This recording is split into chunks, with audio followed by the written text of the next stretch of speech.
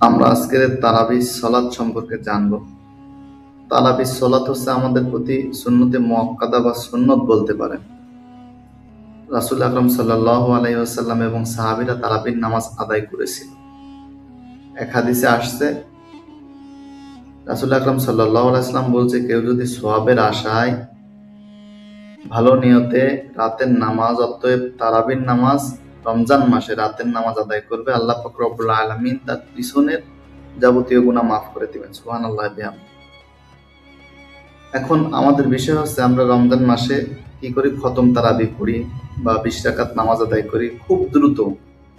আসলে এত দ্রুত নামাজ আদায় করা ঠিক না, আল্লাহ রাসূল নিষেধ করেছে। রাসূল আকরাম সাল্লাল্লাহু আলাইহি ওয়াসাল্লাম হাদিসের ভিতরে বলছে, সব থেকে বড় চোর ওই ব্যক্তি যে নামাজে চুরি করে।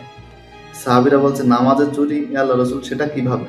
তিনি বললেন যে রুকু সিজদা সঠিকভাবে আদায় করে না, রুকু সিজদায় চুরি করে। রাসূল আকরাম সাল্লাল্লাহু আলাইহি ওয়াসাল্লাম আমাদেরকে কতভাবে সতর্ক করেছে। আর আমরা রমজান মাস আসলে কি করি?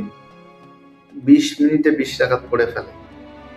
আপনার 20 রাকাত দরকার নেই, আপনি 4 রাকাত পড়েন, 8 রাকাত পড়েন, 12 রাকাত পড়েন, যতটুকু পারেন ততটুকু পড়েন, সময় নিয়ে পড়েন।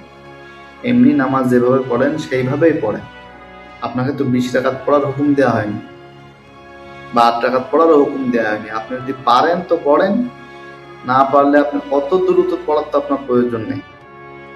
এটা নামাজের বদলে তার গুনাহ কামাই করছেন আপনি।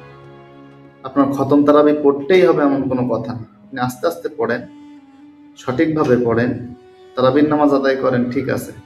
সওয়াবের আশায় তো আপনি করছেন। সওয়াবের আশায় করে আপনি এত দ্রুত রুকু সিজদা করছেন যে সুবহানা রাব্বিল আলা যে মুসল্লিরা একবার বলবে, সেই সুযোগ পায় না। যে বসে তাশাহুদ পড়বে, আত্তাহিয়াত পড়বে, সেই সুযোগ নাই।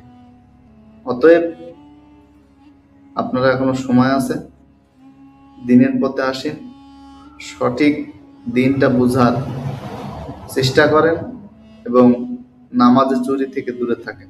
রমজান মাসে আপনি যদি নফল ইবাদত করেন 1 রাকাত, তাহলে বলছে ফরজের সমতুল্য সওয়াব পাওয়া যাবে। সুবহানাল্লাহ বিহামদিহি।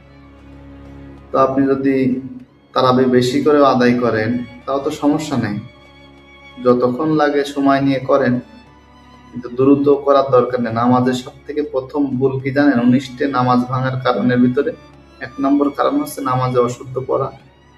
আপনি যখন দ্রুত পড়তে যাবেন, তখন সূরার ভিতরে অশুদ্ধ আসবে, ভুল হবে।